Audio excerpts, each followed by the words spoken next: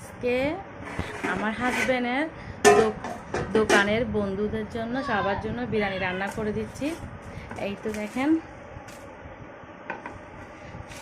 বিরিয়ানিটা কেমন হলো জানি না, আপনারা সবাই দেখে বুঝতে পারছেন, আর খেতে কীরকম হবে সেটা অবশ্যই আমাকে কমেন্ট করে জানাবেন।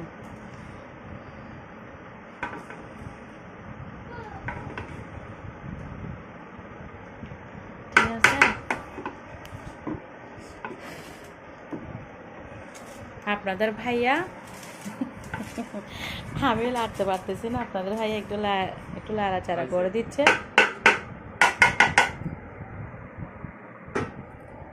একটু দেখেন ফাইনাল লুকটা দেখেন কিভাবে আমি বিরিয়ানিটা রান্না করলাম।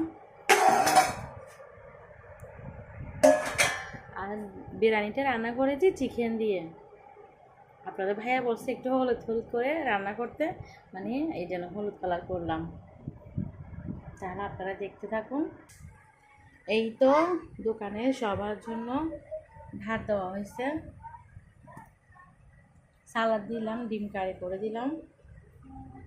এই তো আপনাদের ভাইয়া, হ্যাঁ তুমি প্যাকেট করে ফেলো।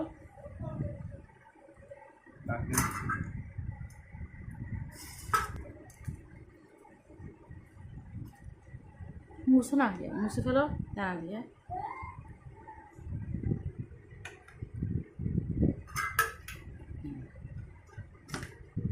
এটা বন্ধ করে ফেলো। নেওয়ার সময় আস্তে আস্তে করে নিও, না হলে ঝুল পড়ে যাবে। এখন আরেক পিস নাও।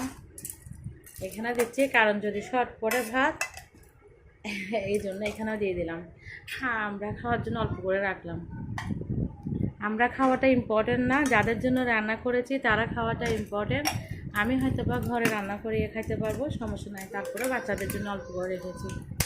আর আমরা তো সবসময় খাই, সবাইকে তো আর সবসময় খাওয়াইতে পারি না, এই জন্য।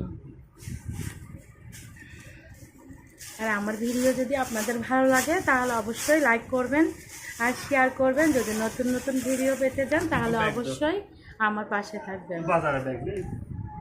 এই তো এগুলা দিচ্ছি, এদিকে 4 টিফিন, এখানে 2 টিফিন ভাত, আবার একটাতে সালাদ করে দিলাম।